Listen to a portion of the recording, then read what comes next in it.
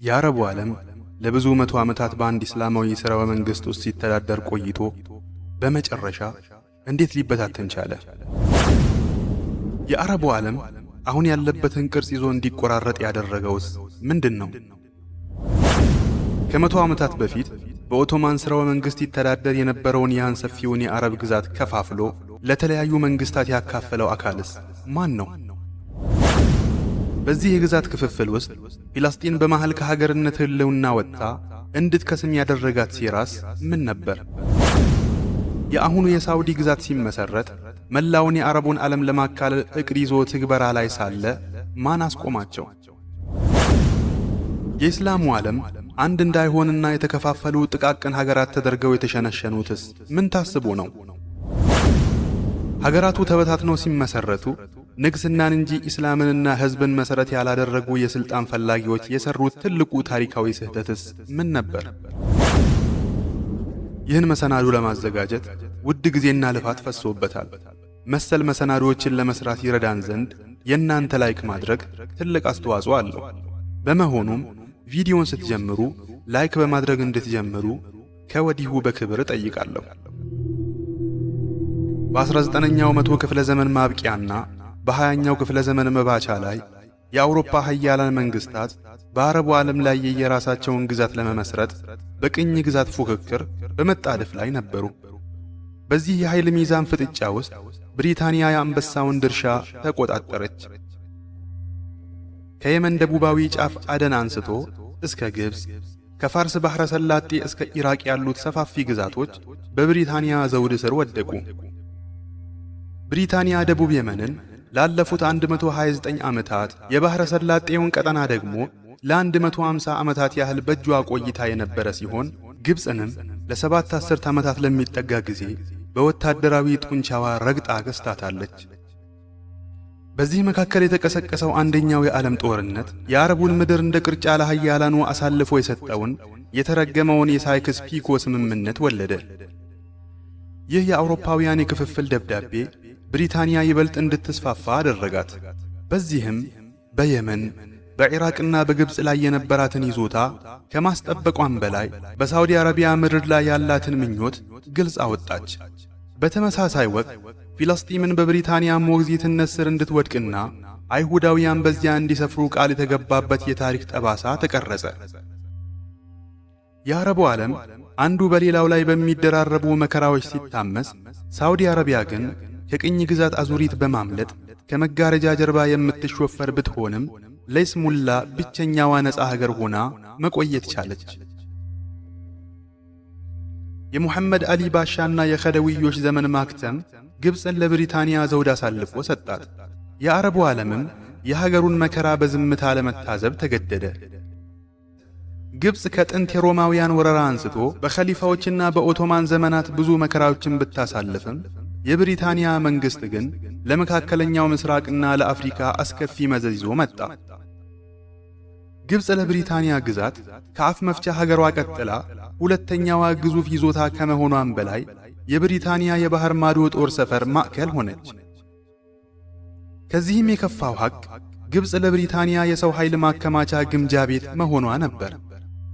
ብሪታንያ የግብፅን ከፍተኛ የሕዝብ ቁጥር ለጦር ኃይሏ መጠናከሪያነት ስትጠቀመው መቆየቷም ይታወሳል። ልክ ፈረንሳይ በአልጄሪያና በሴኔጋል እንዳደረገችው ሁሉ ብሪታንያም የራሷን የሰው ኃይል እጥረት ለመሙላት የግብፅን ገበሬዎችና ወጣቶች በግዴታ ወደ ጦርነት ማገደች። በአንደኛው የዓለም ጦርነት ወቅት ከቀድሞ የባርነትና የግፍ ዘመን በከፋ ሁኔታ የግብፅ ልጆች በሲና፣ በፊልስጤን፣ በኢራቅ፣ በኤዥያን ባህርና በፈረንሳይ ግንባሮች ሳይቀር እንዲዋጉ ተገደዋል።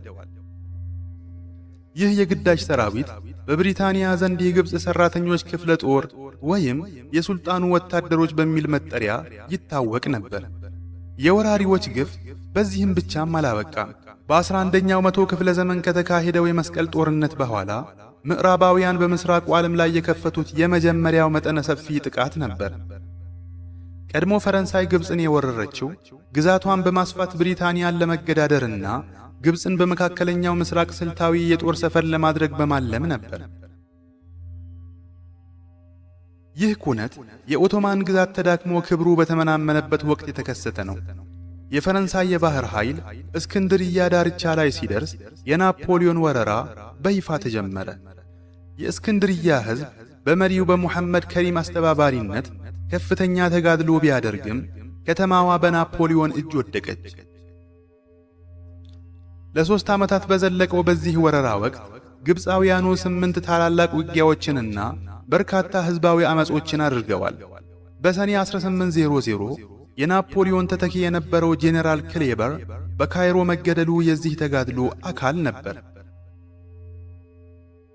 በመጨረሻም የብሪታንያና የኦቶማን ጦር ካይሮን በመክበብ ስንቅና ትጥቅ በማቋረጣቸው ፈረንሳውያን በሰኔ 1801 በድርድር ለመውጣት ተገደዱ። ይህ የፈረንሳይ ወረራ በሽንፈት ቢደመደምም የግብፅን ስልታዊ መገኛና የመካከለኛው ምስራቅ ቁልፍ መሆኗን ለዓለም አጋለጠ። ይህም ብሪታንያ በ1802 ግብፅን ለመያዝ ዳግም እንድትሞክር በር ቢከፍትም ያ ሙከራዋ ግን በውድቀት ተጠናቋል። ይህ ሁሉ ክስተት ብሪታንያ ግብፅን በመጨረሻ በቁጥጥሯ ስር ለማዋል የረዥም ጊዜ ስልት እንድትቀይስ አደረጋት። ይህም እንደ አውሮፓውያን አቆጣጠር በሴፕቴምበር 1882 እውን ሆኗል። ከዚያ ቀን ጀምሮ ግብፅ በብሪታንያ ወረራና በኦቶማን ግዛት መካከል የምትማቅቅበት አዲስ የመከራ የታሪክ ምዕራፍ ተጀመረ። መጀመሪያ ላይ በብሪታንያና በኦቶማን መካከል የነበረው ትብብር በኋላም የግብፅን ካርታ ወደ ለወጠ ፍጥጫ ተቀየረ። የፈረንሳይን ወረራ ከግብፅ ጠራርጎ ለማስወጣት የነበረው የብሪታንያና የኦቶማን ጥምረት መሰረቱ የሶፍት ፖለቲክስ ጨዋታ ነበር። የብሪታንያ ዋነኛ ዓላማ የፈረንሳይን ክንፍ መስበርና በመካከለኛው ምስራቅ የራሷን ጦር ሰፈር መመስረት ነበር። በተለይም ግብፅ ለብሪታንያ ዘውድ ዋነኛ የኢኮኖሚ ምንጭ ለነበረችው ህንድ እንደ ስትራቴጂካዊ አንገት ትቆጠር ስለነበር የብሪታንያ ትኩረት በረታ። በሌላ በኩል የኦቶማን ግዛት በአውሮፓውያን ፊት የተገፈፈባትን ግርማ ለመመለስ ግብፅን እንደ ጦር ማደራጃ ልትጠቀምባት ትሻ ነበር። ሆኖም ይህ ጥምረት ብዙ አልዘለቀም። የኦቶማን ግዛት ከሩሲያ ጋር፣ ብሪታንያ ደግሞ ከፈረንሳይ ጋር፣ አንዳንዴም ብሪታንያ ከሩሲያ ጋር በሚያደርጉት የተነጣጠለ ግንኙነት ሳቢያ የኃይል ሚዛኑ እየተለዋወጠ መጣ። የዚህ ሁሉ ሽኩቻ ማጠንጠኛ ከግብፅ ወደ ህንድ የሚወስዱትን የባህር መተላለፊያዎችና የንግድ መስመሮችን የመቆጣጠር እሽቅድድም ነበር። እንደ አውሮፓውያን አቆጣጠር በ1840 የተደረገው ስምምነት የግብፅን ምስራቃዊ ድንበር በሰፊው ለየ። ይህም የዛሬዋን ፊልስጤም ሰፊ ክፍልና የሳውዲ አረቢያን የባህር ጠረፍ የሚያካትት ነበር። የለንደኑ ስምምነት በደቡባዊና በምዕራባዊ የግብፅ ድንበሮች ላይ ብዙም ለውጥ ባያመጣም በከደዊ እስማኤል ዘመን ግን የሀገሪቱ ግዛት በእጅጉ ሰፋ። እስከ 1892 ድረስ ነገሮች በዚሁ ከቀጠሉ በኋላ የኦቶማን ሱልጣን የሲናን ምድር ከግብፅ ሉዓላዊነት ቆርጦ ወደ ቱርክ ግዛት የሚያጠቃልል አዋጅ አወጣ። ብሪታንያ ግን ቱርኮች የሱዌዝ ካናልን ይቆጣጠሩብኛል በሚል ስጋት አዋጁን ተቃወመች። ይህ ክስተት የግብፅን ምስራቃዊ ድንበር እንደ አዲስ ለመከለል የተደረገ የመጀመሪያው ቁም ነገር ያለው ሙከራ ነበር። በ1906 የኦቶማን ግዛት የድንበር ጥያቄውን በድጋሚ አነሳ። ምንም እንኳ የ1840 ስምምነት የግብፅ አካል እንደሆኑ ቢደነግግም ኦቶማኖች አቀባና ረሽራሽ የግብፅ አይደሉም የሚል ክርክር አነሱ። ብሪታንያ የሲና በረሃን የፍልስጤንንና የሂጃዝን ግዛቶች ለማስፈሪያነት ልትጠቀምበት ትፈልጋለች የሚለው የግብፃውያን ስጋት ቢኖርም ከትልቅ ውጥረት በኋላ ግብፅ በኦቶማን ስር መሆኗ ታውቆ በጣባ ላይ የግብፅ ጦር እንዲሰፍር ስምምነት ተደረገ። በዚህም በኦቶማንና በብሪታንያ መካከል በአረቡ ዓለም እምብርት በፊልስጤም ላይ ያለው ፍጥጫ አይሎ ቀጠለ። የሁለቱ ኃይሎች ሽኩቻ ፍልስጤምን በብሪታንያ ዘውድ ስር ለማንበርከክ የሚደረግ ትንቅንቅ ሆነ። በ1906 በግብፅና በኦቶማን መካከል የተፈረመው የምስራቃዊ ድንበር ስምምነት እስከ ዛሬ ድረስ በግብፅና በተወረረችው ፍልስጤም መካከል እንደ ሕጋዊ ድንበር ሆኖ ያገለግላል። በዚህም ቲራንና ሰናፊር የተባሉት ደሴቶች የግብፅ ግዛት አካል ሲሆኑ ረሽራሽ አሊያም የአሁኗ ኢላትም የግብፅ አካል እንደሆነች ታወቀ። ሆኖም አቀባና በአቀባ ባህረ ሰላጤ በኩል ያለው የእስያ ጠረፍ ከግብፅ ተነጠሉ።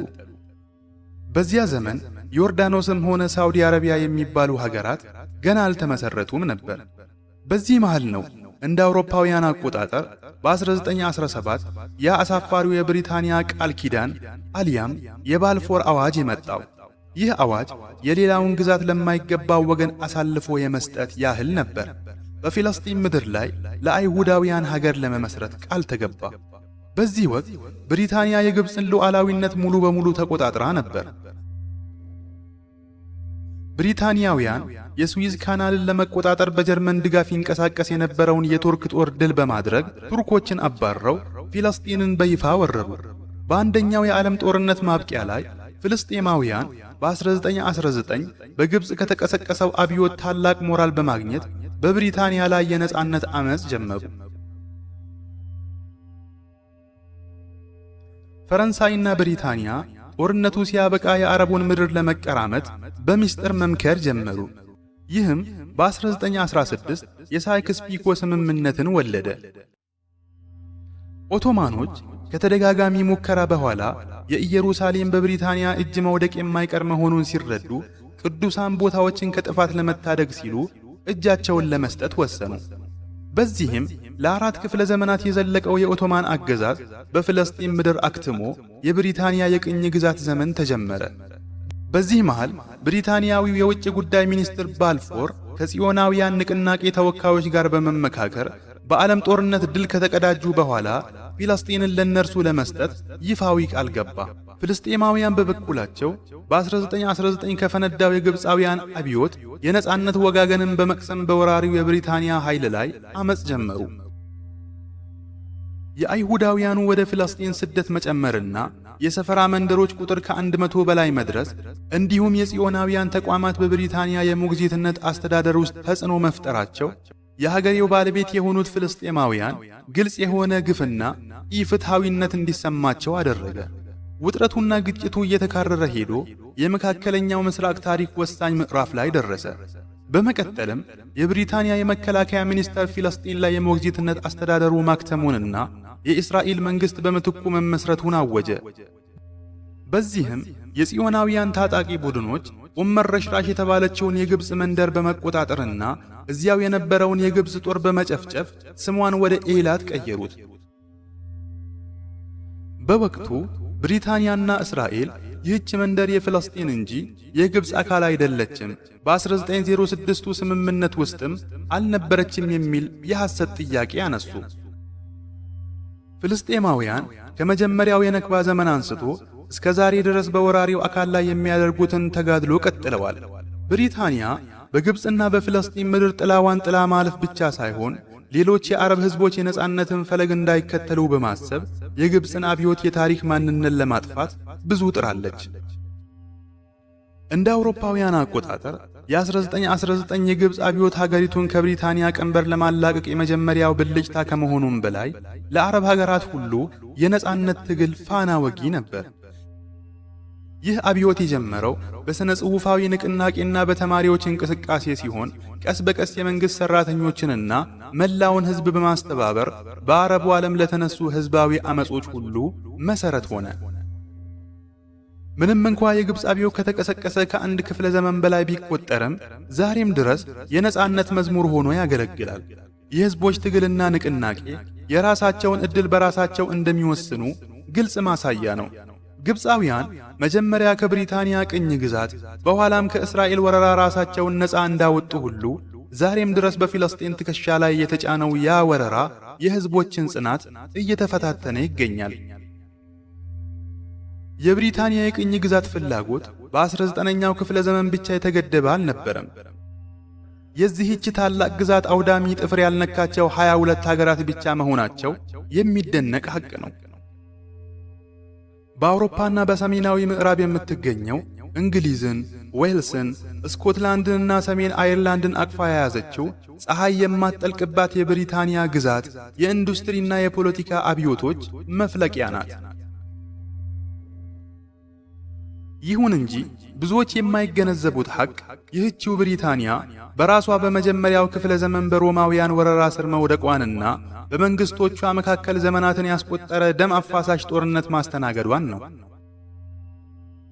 ብሪታንያ ከጥንት አረብ ግዛቶች ውህደት በፊትም ቢሆን የአውሮፓን ፖለቲካዊ ገጽታ የለወጠ ታላቅ ኩነት አስተናግዳለች።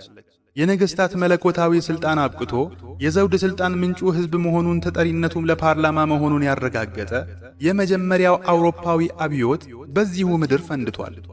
ይህ ፖለቲካዊ ሽግግር ለታላቁ የኢንዱስትሪ አብዮት መንገድ በመጥረጉ ብሪታንያን ፀሐይ የማትጠልቅባት ግዛት የሚል መጠሪያ አጎናጸፋት። ባለፈው ክፍለ ዘመን መባቻ ጀምሮ የሀገሪቱ የፖለቲካ መዘውር በሌበርና በኮንሰርቫቲቭ ፓርቲዎች እጅ ወደቀ። የወግ አጥባቂው ወገን የሀገሪቱን ብሔራዊ ማንነትና ወግ አጥብቆ ሲይዝ፣ የሌበር ፓርቲ ደግሞ መጀመሪያ የሶሻሊስት አስተሳሰቦችን በማራመድ በኋላም በዘጠናዎቹ አጋማሽ ወደ ሊበራል መስመር በማዘንበል የሀገሪቱን መልክ ቀርጾታል። በዚህ ሁሉ የውስጥ ለውጥ መሃል ግን ብሪታንያ የቅኝ ግዛት ህልሟን ለማሳካት ዓለምን አዳርሳለች። በዘመናዊ የዓለም ክፍፍል መሰረት ከዓለም ሀገራት መካከል ከብሪታንያ የቅኝ ግዛት መዳፍ ያመለጡት 22 ሀገራት ብቻ መሆናቸው አይዘነጋም። እንደ አውሮፓውያን አቆጣጠር በሴፕቴምበር 2022 የንግሥት ኤልሳቤጥ ዳግማዊት ማለፍን ተከትሎ የወጡ ዓለም አቀፍ ዘገባዎች ብሪታንያ በታሪኳ የዓለምን 90% ሀገራት እንደወረረች አመላክተዋል። በወርልድ አትላስ መረጃ መሰረት ከብሪታንያ ወረራ የተረፉት እኚሁ ጥቂት ሀገራት ብቻ ናቸው። ሆኖም ወረራ ሲባል የግድ በወታደራዊ ኃይል መያዝን ብቻ አይወክልም። በሰፋሪ ገበሬዎች ወይም በንግስናው ዘንድ በሚደገፉ የምርምር ጉዞዎች አማካይነትም ሉዓላዊነትን መጋፋትን ይጨምራል። ከብሪታንያ ወረራ የተረፉት 22ቱ ሀገራት የሚከተሉት ናቸው: ሞናኮ፣ ሞንጎሊያ፣ ማርሻል አይላንድስ፣ ማሊ፣ ሉክሰምበርግ፣ ሊክተንስታይን፣ ኪርግስታን፣ አይቮሪ ኮስት፣ አንዶራ፣ ቦሊቪያ፣ ቤላሩስ፣ ኮንጎ ዲሞክራቲክ ሪፐብሊክ፣ ቡሩንዲ፣ ማዕከላዊ አፍሪካ ሪፐብሊክ፣ ጓቲማላ፣ ቻድ፣ ፓራጓይ፣ ቫቲካን፣ ታጃኪስታን፣ ስዊድን፣ ኡዝቤኪስታን፣ ሳኦ ቶሜና ፕሪንሲፔ ናቸው። እነዚህ ሀገራት ከብሪታንያ ጥቃት ሊያመልጡ የቻሉባቸው ምክንያቶችም ይለያያሉ። አንዳንዶቹ በሌሎች ሀያላን ወራሪዎች ስር ቀድመው በመውደቃቸው ሲሆን፣ ለምሳሌ ኮንጎ በቤልጂየሙ ንጉሥ ሊዮፖልድ ሁለተኛ፣ ማሊና አይቮሪ ኮስት ደግሞ በፈረንሳይ ቁጥጥር ስር ነበሩ። ስዊድን ከብሪታንያ ጋር የነበራት መልካም ግንኙነትና መኮንኖቿ በብሪታንያ ጦር ውስጥ ማገልገላቸው ከጥቃት ጠብቋታል። እንደ ቫቲካን ያሉት ደግሞ በዓለም ጦርነቶች ወቅት የነበራቸው ጽኑ ገለልተኝነት ከወረራ እንዲድኑ ረድቷቸዋል።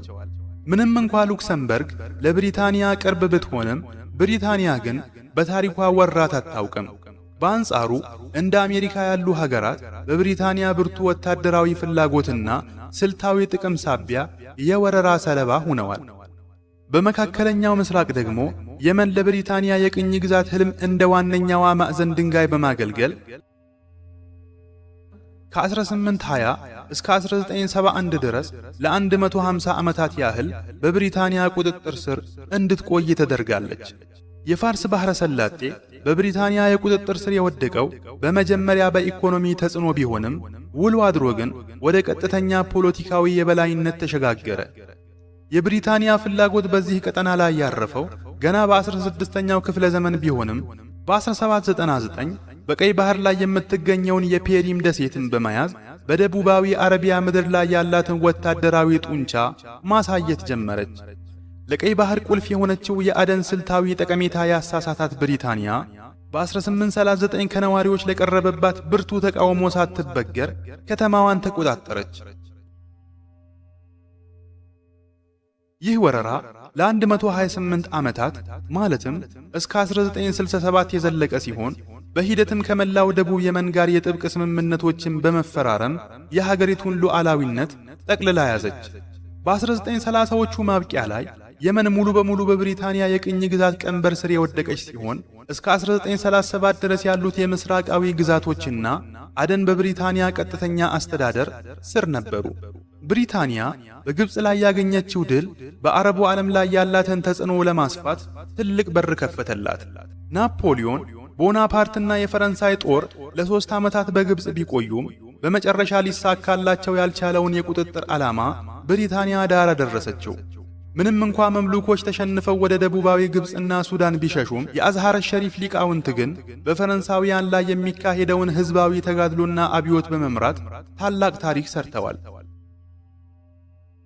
ናፖሊዮን ግብፅን ለፈረንሳይ ግዛት ልክ እንደ ውድ ዕንቁ ለማድረግ አልሞ ነበር። ልክ ህንድ ለብሪታንያ እንደነበረችው ማለት ነው። ሆኖም ይህ ምኞት በግብፃውያን ጽኑ ተጋድሎ ምክንያት ከሸፈ። ፈረንሳይ በሶሪያና በእስክንድርያ ግንባሮች የደረሰባት ሽንፈት ክንፏን ሰባብሮ በውርደት ወደ ሀገሯ እንድትመለስ አስገደዳት። ይህም ለብሪታንያ የቅኝ ግዛት ህልም አዲስ ምዕራፍን ከፈተ። የፍሬዘር ዘመቻና የግብፅን የባህር ኃይል ያደቀቀው የናቮሪኖ ጦርነት ተከታታይ የብሪታንያ ስልታዊ ጥቃቶች ነበሩ። የስዊዝ ካናል መቆፈርና ኸደውይ ኢስማኤል ከአውሮፓ ባንኮች ለወሰዱት ብድር ወለድ መክፈል አቅቷቸው መቸገራቸው ለብሪታንያ ወርቃማ አጋጣሚን ፈጠረላት። ብሪታንያ የቦዩን አብዛኛውን አክሲዮን በመግዛት ግብፅን በኢኮኖሚ ቀፈደደቻት። በመጨረሻም በ1882 ግብፅን በይፋ በመውረር በብሪታንያ ሞግዚትነት ስር መሆኗን አወጀች። ብሪታንያ በኸደውይ ተውፊቅ ላይ ሙሉ ተጽዕኖ በማሳደር ሀገሪቱን በፈለገችው መንገድ መዘወርን ጀመረች። የእንግሊዝ ጦር በግብፅ ምድር ለረጅም ጊዜ የቆየ ሲሆን በ1922 እና በ1936 በተደረጉ ስምምነቶች ግብፅ ቀስ በቀስ ራሷን እንድታስተዳደር የሚፈቅዱ ለውጦች ቢደረጉም የብሪታንያ ስውር ጥላ ግን አልተለያትም ነበር። በዚህ መሃል የብሪታንያ የምኞት አውታር ወደ ቀሪው የአረብ ምድር ተዘረጋ። በሱዳን የነበረው የማህዲ አብዮት በ1898 ሲገታ ሀገሪቱ በብሪታንያ ቁጥጥር ስር ወደቀች። በተመሳሳይ ኢራቅም ከ1920 ጀምሮ በብሪታንያ ሞግዚትነት ስር የቆየች ሲሆን እስከ 1958ቱ የሐምሌ 14 አብዮት ድረስ በዚሁ ሁኔታ ቀጥላለች። የፊለስጢንና የዮርዳኖስ ዕጣም ከዚሁ የተለየ አልነበረም። ፊለስጢን በባልፎር አዋጅ መሠረት በእንግሊዝ እጅ ወደቀች ሲሆን በ1921 በይፋ በብሪታንያ ሞግዚትነት ስር እንድትሆን መወሰኑ ይታወሳል። ዮርዳኖስ ለብሪታንያ ያላት ስልታዊ መልክዓ ምድራዊ ጠቀሜታ የላቀ በመሆኑ በ1923 በብሪታንያ የሞግዚትነት አስተዳደር ስር ወደቀች። ሆኖም አሚር አብዱላህ ኢብኑ ሁሰይን በ1928 የተፈረመውን የብሪታንያ ዮርዳኖስ ስምምነት ለመቀየር ባደረጉት ተከታታይ ጥረት በ1946 የምስራቅ ዮርዳኖስ ግዛት አሊያም ኤምሬትስ ኦፍ ትራንስ ጆርዳን ነፃነቷን አውጃ የአሁኗ አልመምለከቱል ኡርዱንየቱል ሐሽሚያ ወይም የዮርዳኖስ ሐሽማይት መንግሥት ለመሆን በቃች። ብሪታንያ በአረቡ ዓለም ላይ ጥላ ያለፈችው ጠባሳ ዛሬም ድረስ የሚታይ መራራ እውነት ነው። በባሕረ ሰላጤው ቀጠና ላይ የነበራት የ150 ዓመታት የበላይነት የአሁኖቹ የባሕረ ሰላጤው ሀገራት አሁን ባላቸው ቅርጽ ከመመስረታቸው በፊት የጀመረ ነበር። ይህ ግንኙነት በ1820 በብሪታንያዊው ሰር ዊሊያም ኬር መሪነት የተፈረመውን የባሕር ላይ ሰላም ስምምነት መሠረት ያደረገ ሲሆን ዓላማውም በባሕረ ሰላጤው ላይ የሚታየውን የባሕር ላይ ሽፍትነት ለመግታትና የንግድ መርከቦችን ለብሪታንያ ዘውድ ጥቅም ማዋል ነበር። የአካባቢው ገዢዎች ከብሪታንያ ጋር ተከታታይ ስምምነቶችን በመፈረም በሀገራቸው ጉዳይ ላይ ገለልተኛ ውሳኔ የመወሰን መብታቸውን አሳልፈው ሰጡ። የገዢዎቹ ፍላጎት የብሪታንያን ጥበቃ በማግኘት ስልጣናቸውንና ግዛታቸውን ከውጭ ጠላቶች መከላከል ነበር። በ1835 እና በ1853 የተፈረሙት የባህር ላይ የተኩስ አቁምና ዘላቂ የሰላም ስምምነቶች አረቦች በባህር ላይ ጦርነት የማወጅ መብታቸውን በይፋ እንዲተዉና በምትኩ ከብሪታንያ ወታደራዊ ከለላ እንዲያገኙ ደነገጉ። ይህ የበላይነት እስከ 1968 ድረስ የዘለቀ ሲሆን በወቅቱ ብሪታንያ በገጠማት የኢኮኖሚ ቀውስ ምክንያት ወጪዎቿን ለመቀነስ ስትል በ3 ዓመታት ውስጥ ማለትም እስከ 1971 ከቀጠናው እንደምትወጣ አስታወቀች። ለክፍለ ዘመን ተኩል ያህል ብሪታንያ በባሕረ ሰላጤው ላይ እንደ ፖርቹጋል፣ ፈረንሳይና ሆላንድ ካሉ ሀያላን ጋር በመፎካከር ቀዳማዊ ወሳኝ ኃይል ሆና ቆይታለች።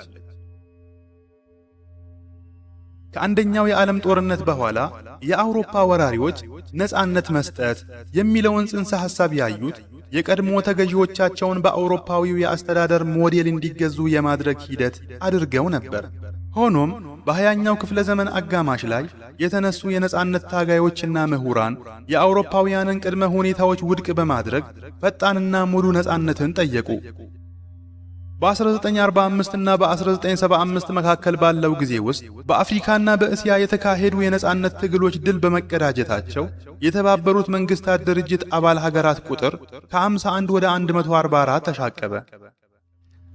በዚህ ወቅት የነበረው ትግል በዋነኝነት ፖለቲካዊና ኢኮኖሚያዊ ቢሆንም ከጊዜ በኋላ ግን የቅኝ ገዢዎችን የባህል በላይነትና የአገሬው ተወላጆችን ዕውቀት የማናናቅ አካሄድ የመቃወም አሊያም ካልቸራል ዲኮሎናይዜሽን እንቅስቃሴ ትልቅ ቦታ አገኘ። በአጠቃላይ የብሪታንያ በግብፅ ላይ የነበራት ጥልቅ ይዞታ በስተጀርባው ፍልስጤምን ለመቆጣጠርና የአረቡን ዓለም ነክባ ለመፍጠር የታለመ ነበር።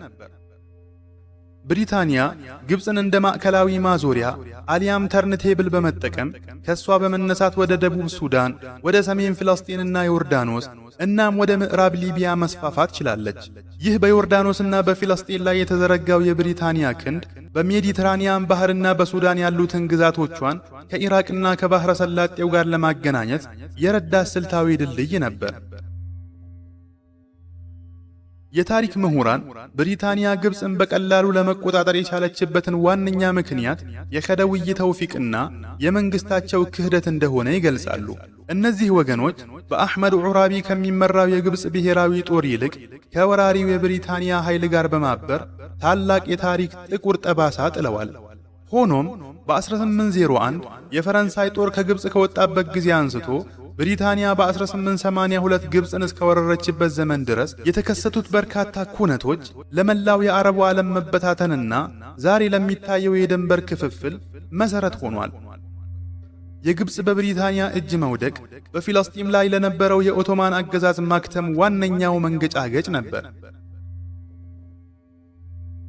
ብሪታንያ ከሴፕቴምበር 1882 እስከ ነሐሴ 1914 ድረስ ግብፅ በስምም ሆነ በሕግ የኦቶማን ግዛት ተቀጥላ ሆና እንድትቀጥል በይፋ ትፈቅድ ነበር። በዚህ መሰረት በቀደመው ዘመን ማለትም በ1888 የኦቶማን ግዛት ብሪታንያ፣ ፈረንሳይ፣ ሆላንድ፣ ጀርመን፣ ሃንጋሪና ኦስትሪያ የቁስጥንጥንያ ስምምነትን ተፈራረሙ። ይህ ስምምነት የሱዌዝ ካናል በየትኛውም ሀገር ቁጥጥር ስር እንዳይውል በጦርነት ወቅት እንኳ ገለልተኛ ሆኖ ለሁሉም የንግድና የጦር መርከቦች ክፍት እንዲሆን የሚደነግግ ነበር። ሆኖም በተግባር ግን ምድሪቱን የሚዘውራት የብሪታንያ ጦር ቢሆንም በፖለቲካው ረገድ ግን በኸደዊ አባስ ሂልሚ የሚመራውና ለኦቶማን ግዛት የሚያደላው ኃይል በርትቶ ነበር። በመሆኑም ኸደዊ በአንደኛው የዓለም ጦርነት ዋዜማ ግብፅ ገለልተኛ ሆና እንድትቆይ ቢጥሩም ሁኔታው ግን አልተሳካም። በ1914 ኸዳዊው ወደ ኢስታንቡል ማምራታቸውን እንደ መልካም አጋጣሚ የተጠቀሙት እንግሊዞች የግብፅ ጠቅላይ ሚኒስተር በጦርነቱ ከእንግሊዝ ጎን መቆማቸውን እንዲያውጁ አስገደዱት። ይህም የሆነው የኦቶማን ግዛት በብሪታንያ ላይ በይፋ ጦርነት ባላወጀበት ወቅት ነበር። በዚያ ቅጽበት ጠቅላይ ሚኒስትሩ ሩሽዲ ባሻ ግብፅ በጦርነቱ ከብሪታንያ ጎን እንድትቆም እንደ መደራደሪያ የሀገሪቱን ነጻነት ጥያቄ አቅርበው ነበር። የብሪታንያ መልእክተኛ ጉዳዩን ለለንደን እንደሚያቀርቡ ቃል ቢገቡም የብሪታንያ መንግስት ግን ግብፅን ነጻ የማውጣቱን ሐሳብ ሙሉ በሙሉ ውድቅ አደረገው። የአንደኛው የዓለም ጦርነት በፈነዳ በጥቂት ወራት ውስጥ ብሪታንያ በግብፅ ላይ የሞግዚትነት አስተዳደር እንደምትመሰርትና አገሪቱን ከኦቶማን ግዛት እንደምትነጥል አውጃ እንደነበር ይታወሳል።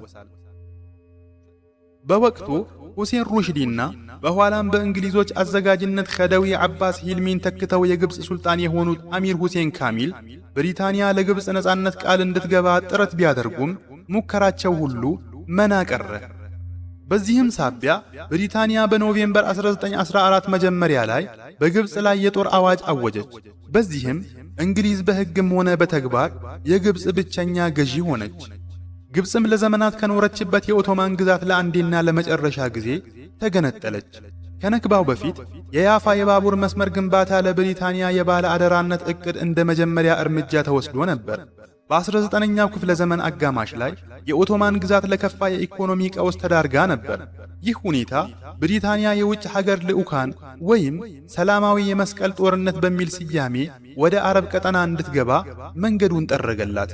በዚህ ወቅት ብሪታንያ የወረራ ፍላጎቷን የሚያሳካላት አጋር ትፈልግ ነበር። ለዚህ ዓላማዋ ከጽዮናዊነት ንቅናቄ ጋር በማበር ለአይሁዳውያን ብሔራዊ መኖሪያ የማቋቋም ዕቅዷን ተግባራዊ ማድረግ ጀመረች። እንደ አውሮፓውያን አቆጣጠር በ1830 የብሪታንያ የውጭ ጉዳይ ሚኒስትር ለአይሁዳውያን ብሔራዊ መኖሪያ የመመስረት ኃላፊነቱን ተረከቡ። በ1838 ብሪታንያ የኦቶማን የሰላም ሕግን መሠረት በማድረግ የመጀመሪያውን ቆንስላ ጽሕፈት ቤት በኢየሩሳሌም ከፍታ ነበር። በወቅቱ የኦቶማን መንግሥት የውጭ ተቋማት በፍልስጤም ምድር ግንባታ እንዳያካሂዱ ቢከለክልም ብሪታንያውያን ግን ለአይሁዳውያን መሬት በመግዛት ሰፈራዎችን እንዲገነቡ ረዱ። በ1856 አይሁዳዊው እንግሊዛዊ ሙሴ ሞንቴፊዮሪ በወቅቱ ከነበሩት የብሪታንያ ጠቅላይ ሚኒስትር ጋር በመሆን የያፋ የባቡር መስመር ግንባታን መከሩበት። ለግንባታው የተሰጠው ይፋዊ ምክንያት አውሮፓውያን ክርስቲያን ተጓዦች ከያፋ ወደ ኢየሩሳሌም የሚያደርጉትን ጉዞ ማሳለጥና የአውሮፓን የንግድ እንቅስቃሴ ማሳደግ የሚል ነበር። ሞንቴፊዮሪ ከኦቶማን ግዛት ጋር ተወያይተው ስምምነቱን ቢፈርሙም የኦቶማን ግዛት በኋላ ላይ ከስምምነቱ አፈገፈገች። ሆኖም በ1888 አይሁዳዊው ነጋዴ የቭናቮን የፕሮጀክቱን ፈቃድ ከኦቶማን መንግሥት ማግኘት ቻለ። በ1890 የባቡር መስመሩ የመጀመሪያ ሙከራ ተደርጎ በ1892 ሥራ ጀመረ። በዚህ ጊዜ የፕሮጀክቱ እውነተኛ ዓላማ ግልጽ ሆነ። የጽዮናዊው ንቅናቄ በባቡር መስመሩ ዳርቻ በርካታ ሰፈራዎችን በመገንባትና የሸቀጦች ዝውውሩን በመቆጣጠር ረገድ ከፍተኛ ተጠቃሚ ሆነ። በ1894 የኦቶማን መንግሥት አይሁዳውያን ወደ ፍልስጤም የሚያደርጉትን ስደት ለመገደብ ባደረገው ጥረት ፕሮጀክቱ ፈተና ገጠመው። የዘመናዊ ጽዮናዊነት መስራች የሆነው ቴዎዶር ኸርዝል በ1901 የባቡር መስመሩን ለመግዛት ቢሞክርም ሳይሳካለት ቀረ። እንደ አውሮፓውያን አቆጣጠር በ1914 የአንደኛው የዓለም ጦርነት ሲፈነዳ የብሪታንያና የጽዮናውያን ፍላጎት ተጋጠመ። የኦቶማን ጦር ለወታደራዊው ግልጋሎት ሲል የያፋ ኢየሩሳሌም የባቡር መስመርን ተቆጣጠረ።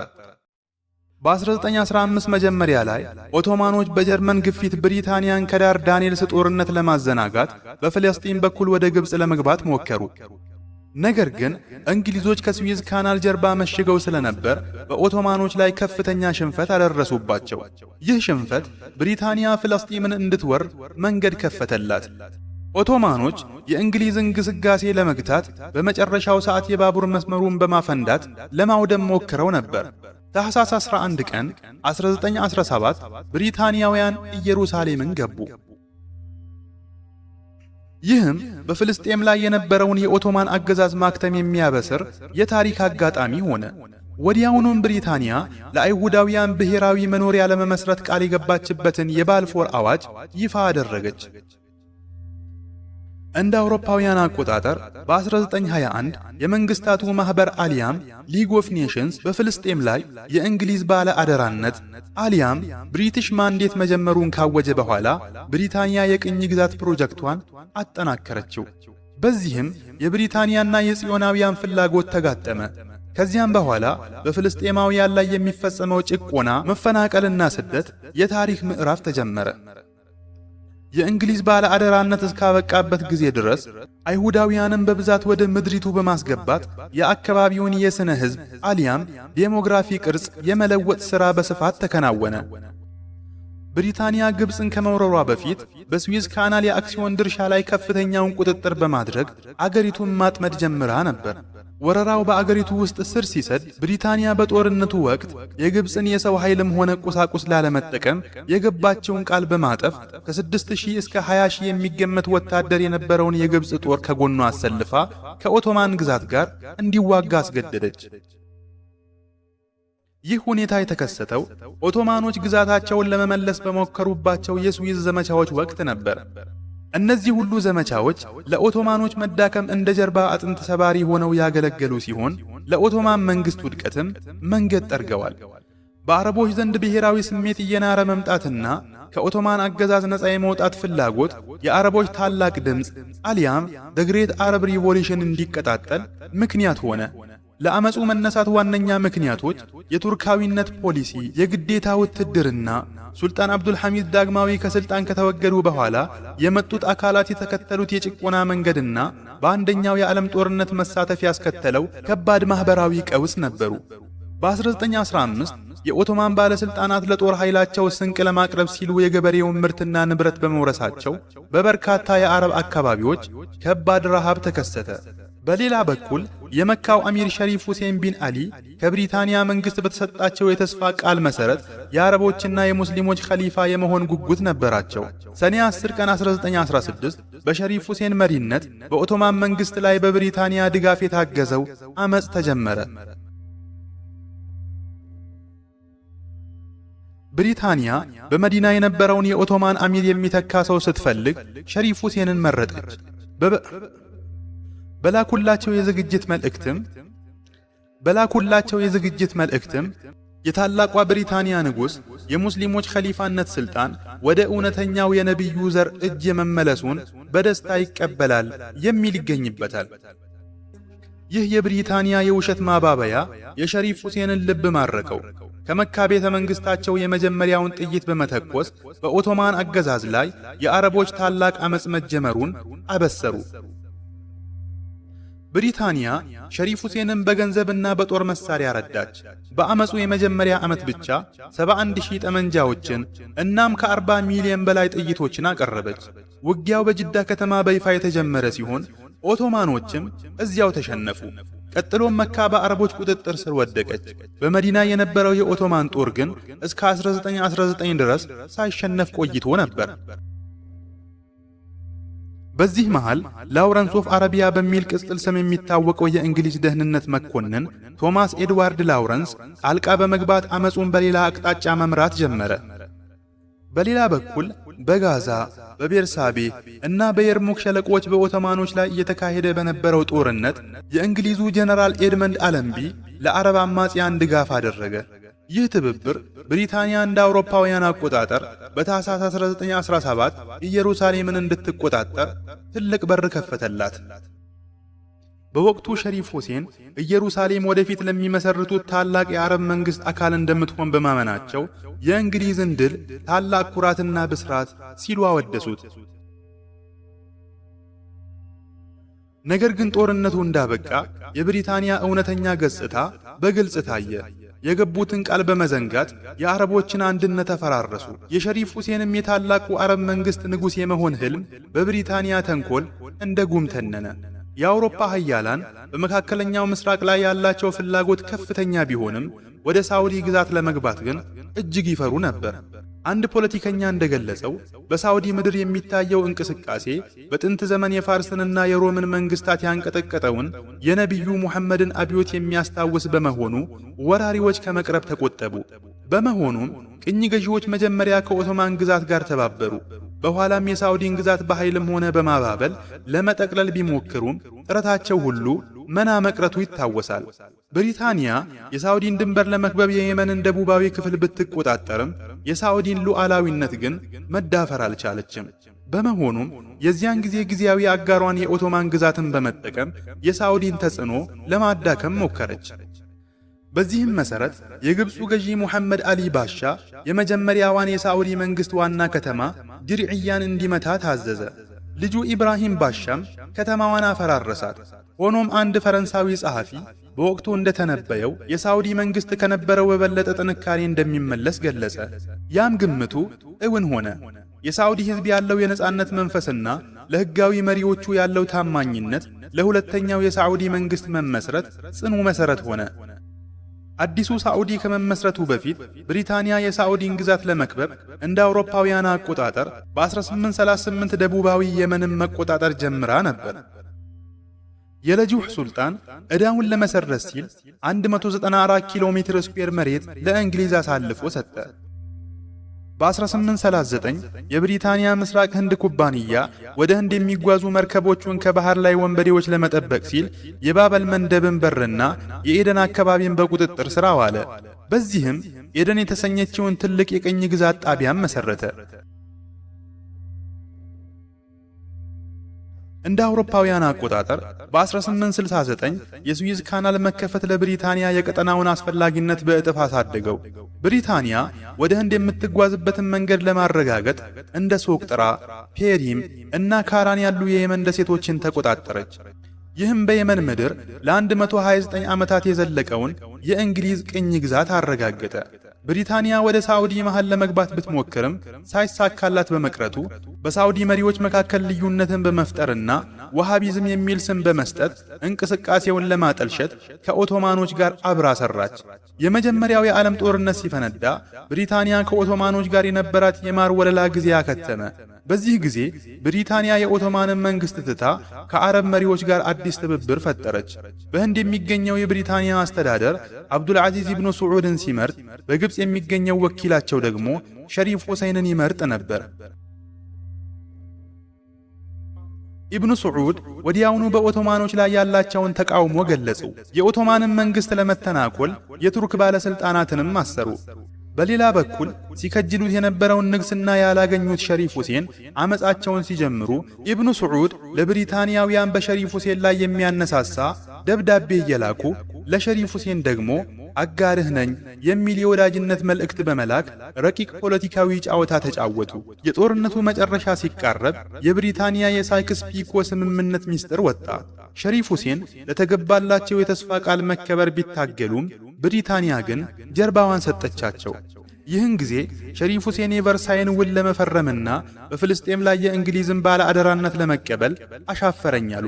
በዚህ ጊዜ ብሪታንያ ሸሪፍ ሁሴንን ትታ ለአብዱል አዚዝ ኢብኑ ሰዑድ አረንጓዴውን መብራት በመስጠት ግዛታቸውን እንዲስፋፋ ፈቀደች። ይህም ለሶስተኛውና ለዘመናዊው የሳዑዲ አረቢያ መንግስት መመስረት የመጨረሻው ምዕራፍ ሆነ። በወቅቱ በባህሬን አንድ ወሳኝ ንግግር ይደመጥ ነበር። በአብዱል አዚዝ ኢብኑ ሰዑድ የሚመራውና ከብሪታንያ ጋር የጠበቀ ወዳጅነት ያለው ጠንካራው ማዕከላዊ አረብ ግዛት ለብሪታንያ ፖለቲካዊ ፍላጎት እጅግ ተመራጭ ነው፣ ብዙ ውጥንቅጦችም ይፈታሉ የሚል ነበር። ታዲያ ሳዑዲ አረቢያ ከብሪታንያ የቅኝ ግዛት ወረራ እንዴት አመለጠች? የመጀመሪያውና ሁለተኛው የሳዑዲ መንግስታት ካለፉ በኋላ አብዱል አዚዝ ኢብኑ ሰዑድ የነገሮችን አካሄድ በጥንቃቄ ተመለከተ። በዚያ ዘመን ብሪታንያ ከሸሪፍ ሁሴን ጋር በሚስጥር ትጻጻፍ፣ በኦቶማኖች ላይ አመጽ ካነሳ ሙሉ ጥበቃና የታላቋ አረብ መንግስት ንጉስነት ቃል ትገባለት ነበር። ኢብኑ ሰዑድ ግን ይህ ሁኔታ አንድ ቀን ከሸሪፍ ሁሴን ጋር ወደ ግጭት እንደሚያመራቸው ቀድመው ተረድተው ነበር። ሸሪፍ ሁሴንም ቃሉ እንደተገባለት በ1916 ራሱን የአረቦች ንጉስ አድርጎ ቢሰይምም ብሪታንያ ግን ዕውቅና የሰጠችው ለሂጃዝ ንጉስነቱ ብቻ ነበር። ኢብኑ ሰዑድ የውጭ ኃይላትን ተጽዕኖ ለመቀነስ ብቸኛው መንገድ የራስ ጥንካሬ መሆኑን አምነው ተነሱ። ብሪታንያ እስከ መጨረሻው ሸሪፍ ሁሴንን ብትደግፍም ኢብኑ ሰዑድ ግን በአረብ ባህረ ሰላጤ ላይ የተደቀኑበትን በርካታ ኃይሎች በብልሃት መጋፈጥ ጀመሩ። እንደ አውሮፓውያን አቆጣጠር በ1921 የተካሄደው የካይሮ ጉባኤ ለኢብኑ ሰዑድ አዲስ ፈተና ይዞ መጣ። ብሪታንያ የሸሪፍ ሁሴን ልጆችን ማለትም ፈይሰል ኢብኑ ሁሴንን በኢራቅ፣ አብዱላህ ኢብኑ ሁሴንን ደግሞ በዮርዳኖስ ላይ ንጉስ አድርጋ ሾመች። ኢብኑ ሰዑድ ራሳቸውን በብሪታንያ በሚደገፉ የሐሽሚት ዙፋኖች መካከል እንደተከበቡ አገኙት። ነገር ግን ንጉስ አብዱል አዚዝ ጠረጴዛውን ወደ ራሳቸው አዘነበሉት። በ1925 መላውን ዓለም ባስገረመ ወታደራዊ ስልት ጦራቸውን ወደ መካ በማስገባት ሂጃዝን በቁጥጥራቸው ስር አዋሉ። በመቀጠልም እስከ አሲር ግዛት ድረስ ዘለቁ። በዚህ ጊዜ ብሪታንያ የኢብኑ ሰዑድ ምኞት ወደ ኢራቅና ዮርዳኖስ እንዳይስፋፋ በመስጋት ከእሳቸው ጋር የወዳጅነት ስምምነት ለማድረግ ተገደደች። በ1927 የተፈረመው የጅዳ ስምምነት ትልቅ የታሪክ ምዕራፍ ነበር። በዚህ ስምምነት ብሪታንያ ንጉስ አብዱል አዚዝ ኢብኑ ሰዑድን እንደ ሉዓላዊና ገለልተኛ ገዥ ዕውቅና ሰጠች። ይህ ክስተት በብሪታንያ የመካከለኛው ምስራቅ ፖለቲካ ላይ ታላቅ ለውጥ ያመጣ ሲሆን የንጉሱን የላቀ ዲፕሎማሲያዊ ብልህነትም ለዓለም አሳይቷል። ከ1902 ጀምሮ የተጀመረው የሶስተኛው የሳዑዲ መንግስት ግንባታ በ1925 መላውን የሳዑዲ ግዛት በማካለል እውን ሆነ። ከዚያ ጊዜ ጀምሮ ሳዑዲ አረቢያ ከቅኝ ግዛት ቀንበር ነፃ ሆና የተደቀኑባትን ተንኮሎች ሁሉ በማክሸፍ ዛሬ በዓለም መድረክ ሊታለፍ የማይችል ቀጠናዊና ዓለም አቀፋዊ ሀያል ሀገር ሆና መቆም ችላለች።